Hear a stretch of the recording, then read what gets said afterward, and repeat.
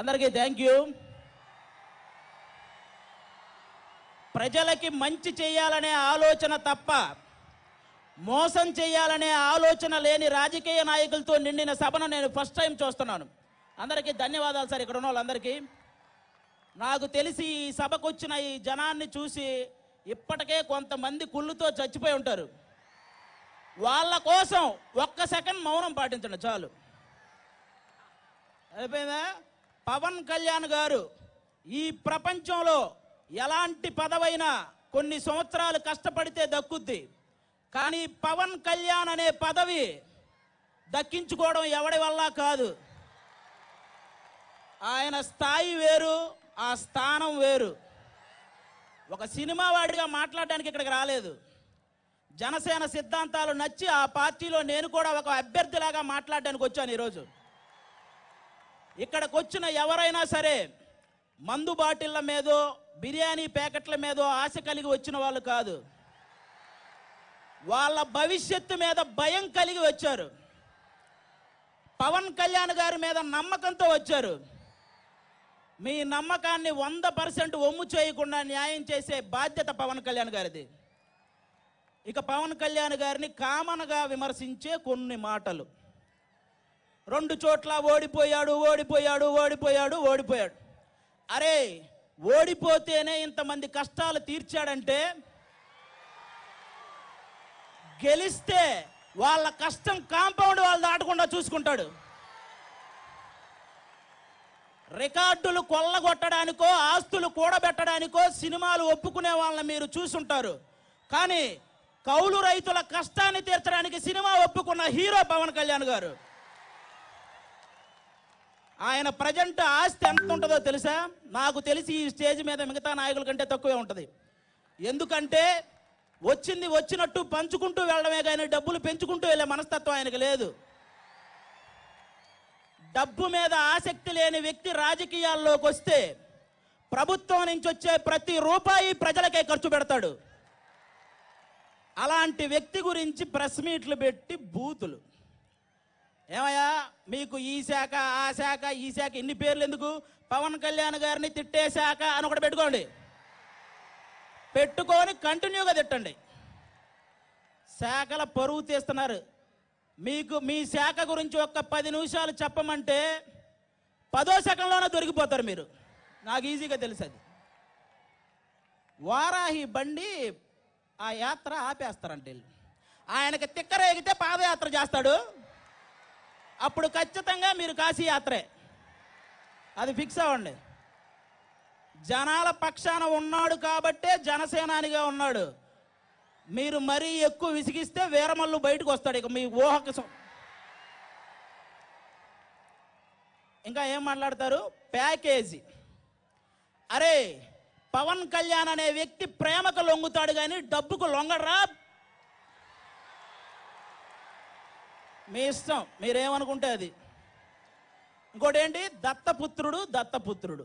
Okay, ఏ నోటితో అయితే మీరు దత్తపుత్రుడు అన్నారో అదే నోటితో అంజనీ పుత్రుడని అనిపించుకోకపోతే పవన్ కళ్యాణ్ గారు చూడండి, మీరు చూస్తారు. ప్రపంచంలో ప్రతి ఒక్కడు పవన్ కళ్యాణ్ గారి గురించి ఒక మాట అనేసి పాపులర్ అయిపోదామని. మీ పాపులారిటీ కోసం ఆయన పర్సనాలిటీ దెబ్బతీసేలా మాట్లాడారా? ఈసారి జనసేన కొట్టే దెబ్బకు మీ అబ్బ గుర్తొస్తాడు, చూసుకోండి. ఇంకోటేంటి? నిలకడలేని రాజకీయం. మీరేమో బిజినెస్లు చేసుకుంటూ రాజకీయాలు చేయొచ్చు. ఏ బిజినెస్లు లేని ఆయన సినిమాలు చేసుకుంటూ రాజకీయాలు చేయకూడదా? ఎవరిది నిలకడలేని రాజకీయం? టేబుల్ మీద భారతదేశం బొమ్మ పెట్టి టేబుల్ కింద బారెడు చేయి పెట్టి లంచాలు దండుకునే మీది నిలకడలేని రాజకీయం. అభివృద్ధి పనుల గురించి మాట్లాడిన ప్రెస్ మీట్లో అమ్మనాభూతులు తిట్టే మీది నిలకడలేని రాజకీయం. అసలు 151 మంది ఒక్కడి ముందు ఆ నిజాయితీని తట్టుకోలేక భయపడడం రాజకీయం కాదు, తెలుసుకోండి. అందుకే చెప్తున్నా, పవన్ కళ్యాణ్ గారిది నిలకడలేని రాజకీయం కాదు, నికార్సైన రాజకీయం. ఇప్పుడు చెప్తున్నాను. ఇంకా అంటారు, ఎందుకు జనసేన వాళ్ళు ఏంటి అంత కోపం వస్తుంది ఏమన్నంటే? రాదా? మీ ఇంటికి ఆయన పెళ్లికి వస్తే మీకు గౌరవంగా ఉంటుంది అనుకునే మీరు ఆయన గౌరవానికి భంగం కలిగించేలా మాట్లాడితే కోపం రాదా? ఆయనతో ఒక్క ఫోటో దిగితే చాలని డోరు దగ్గర నిలబడి, లేదు ఆయనే నాతో ఫోటో దిగాడంటే కోపం రాదా? ఆయన హెలికాప్టర్ ఎక్కి వెళ్ళే లోపు ఆయన పక్కన ఏదో ఒక మూల నుంచుంటే పేపర్లో మన పోజు కూడా పడిద్దని ఆయన ముందే పోజు కొడితే కోపం రాదా? వస్తుంది. ఎస్, ఓటు హక్కు ఉన్న ప్రతి ఒక్కడికి ప్రశ్నించే హక్కు ఉంది. గెలిచిన ప్రతి నాయకుడికి సమాధానం చెప్పాల్సిన అవసరం ఉంది. అలా కాదు, నేను గెలిచాను ఎక్కేస్తా తొక్కేస్తా అంటే ఇదిగో ఇలా మనసులో ఉన్నవన్నీ గక్కేస్తా, 2024లో గాజు గ్లాసు మీద నొక్కేస్తా, మీ ఇష్టం. అప్పుడు ఇంకోటి కుల పిచ్చి. ఆయన ఒక కులాన్ని వెనకుండి నడిపే వ్యక్తి కాదు, అన్ని కులాలని ముందుండి నడిపించాలనుకునే వ్యక్తి. నన్ను కన్న నా తల్లి మీద ఒట్టేసి చెప్తున్నా, అలాంటి నిజాయితీ గల నిస్వార్థం కల నీతివంతుడైన రాజకీయ నాయకుడిని మళ్ళీ మీరు చూడలేరు. నన్ను కన్న నా కన్న తల్లి మీద ఒట్టు, నేను దగ్గరగా చూశాను. కులపిచ్చి నాకు తెలిసి ఈ ఏరియా వాళ్ళకే కులపిచ్చి లేదనుకుంటా. ఎందుకంటే ఇందాక ఎవరినో మీది ఏ కులం అంటే శ్రీకాకుళం అన్నారు. చాలు, మీ దగ్గరైనా ఆ కులపిచ్చి లేదు.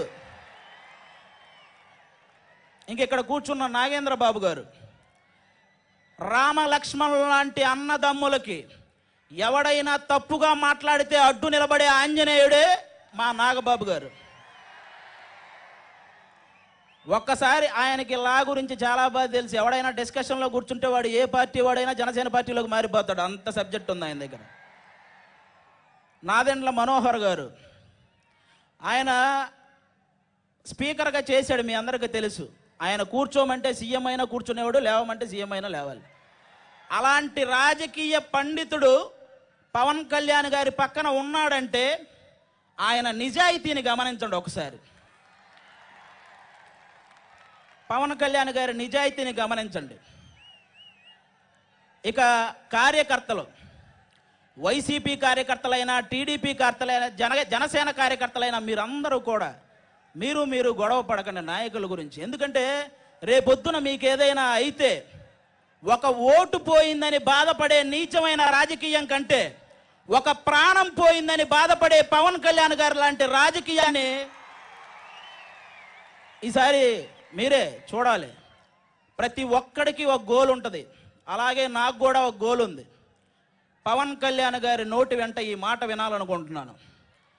శ్రీ కొణిదెల పవన్ కళ్యాణ్ అనే నేను ఆంధ్రప్రదేశ్, ఆ తర్వాత ఏంటి అది చూడబోతున్నారు. Thank you so much. జై జనసేన, జై పవన్ కళ్యాణ్ గారు, జై